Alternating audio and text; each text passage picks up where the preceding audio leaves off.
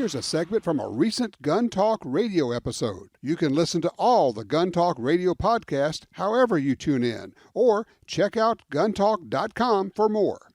So there's a new gun owner group, non-partisan, is what we're told. This popped up, and honestly, I had thought I was going to be running a recorded interview with them in this hour. And then at the last minute decided not to, because frankly, I don't want to give them any publicity. After all these years and seeing this over and over again, I have become very skeptical when you see a new group that says, gun owners really want more gun control. You go, what? What is it? Well, our research shows that 97%, and that's the name of the group, 97% of the gun owners really want more gun control. Huh. I'll tell you what, a little bit later in the show, or a little bit later in this hour, I'm going to tell you about my conversation with their researcher and what he said that their research shows and what he says that they're going to be doing. And I am told that this is a group that was formed by Democratic money. Once again, they're saying, if we could just get everybody to agree that actually gun owners are reasonable, of course, to them, reasonable means we're going to get more gun control laws. You're going to lose your rights. We gun people really want to give up some of our rights. We really want to make it harder to buy a gun. We really want to have a national gun registry. That's what they're telling us. If you are as skeptical as me, then I would say you're probably thinking correctly. Let me take a minute and tell you what was supposed to be on the show. And then I, at the last minute, pulled this interview. I spent a little time talking with Dr. Michael Siegel. He's from Tufts University. And he's doing research that's funded by 97%. A supposed group of gun owners, which supposedly is saying that 97% of gun owners favor more gun control, want universal background checks, favor red flag laws. I've seen this so many times in the past, and every time it's a fake group put together by gun control money, Bloomberg-type money. It may not be Bloomberg in this case. Funded by Democrats. The idea being to get the media to parrot this, to get the public to think, yeah, even gun owners want more gun control. That seems reasonable. That would be common sense, which is what they want to do. They want to change the landscape. They want to change the conversation where if you don't agree with this, you must be an extremist. What got to me in this conversation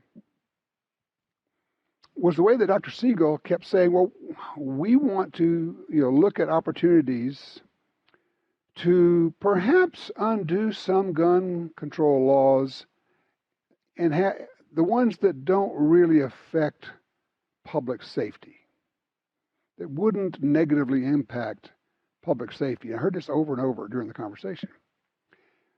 Of course, I reject the whole idea that there are any gun control laws that enhance public safety. I don't think there are. I mean, my position. My compromise position is we will repeal half the gun control laws now. We'll go back and repeal the rest of them later. And then, of course, he talks about, as they tend to do, well, we're looking for a compromise here. I said, really? And I asked him, I said, over the years, compromise has always been, at least from the gun ban industry, we gun owners give up something and you get more gun control, but the compromise is that you don't get all the gun control you want. So you see that as some sort of compromise. And I said, well, okay, so what do we get out of it?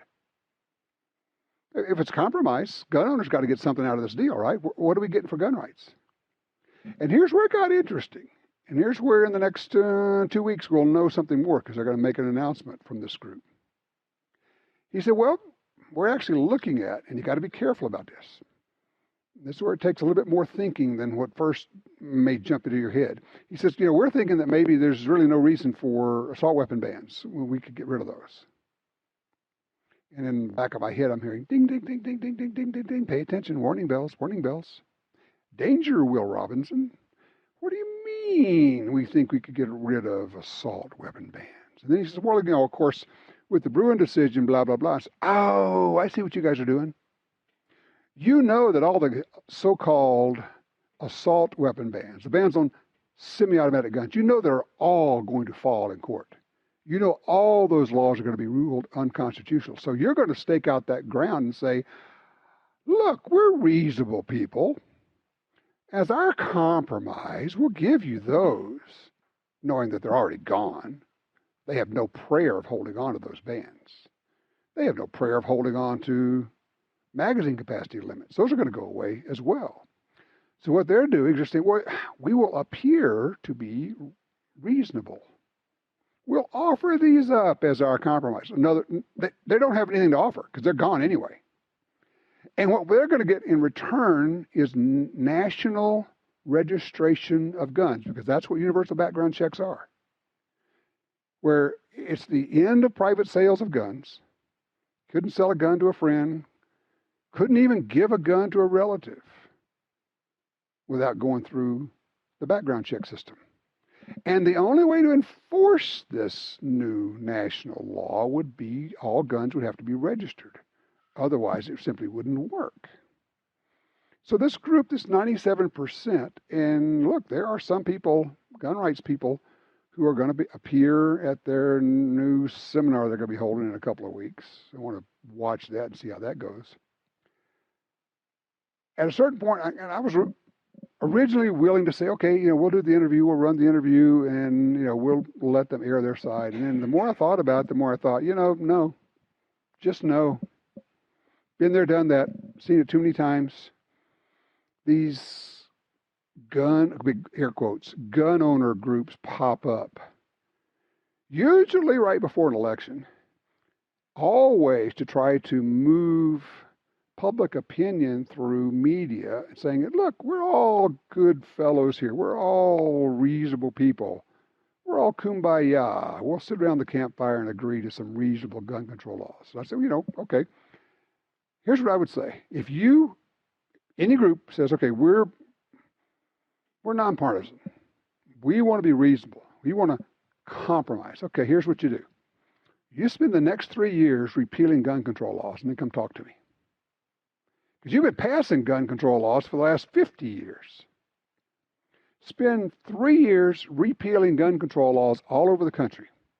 Go into Illinois and get rid of the FOID card. Go into every state that requires registration of guns and get rid of those.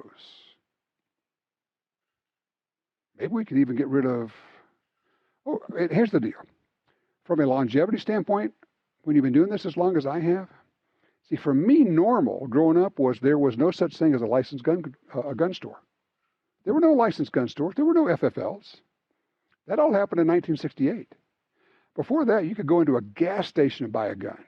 You could be 12 years old and buy a gun. There were no forms. There was no background check. There was no NICS. There was no FBI background check. And there was no problem either. So for me, you return everything back to that situation. Get us all back to 1967. No licensed gun stores. No background checks whatsoever. You do these things, and then I will believe that you actually have some interest in some sort of compromise situation. And yeah, you're not going to do that, of course. Of course you're not. Because this is Democratic money.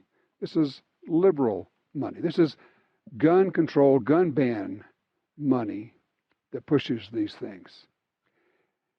If it turns out in a year or 2 or 3 that I am wrong about this, I'll apologize. But I'm pretty sure of where I'm standing. And I am very comfortable in my skepticism of this group. And you can go look them up if you want to. 97%. Just look them up. It's pretty slick. It's a lot of good marketing out there. Why am I reminded of the marketing efforts of the, Mom's Demand groups and the Everytown groups? Lots of dollars. Lots of marketing savvy. Very slick.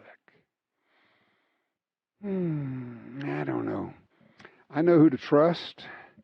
And I know when you pop up and say all gun control, or almost all gun owners rather, really want and are comfortable with more gun control, that does not pass the sniff test. That doesn't pass the anything test. I think you would have to be in a coma to believe that was true. Or maybe you'd be Joe Biden, but I repeat myself.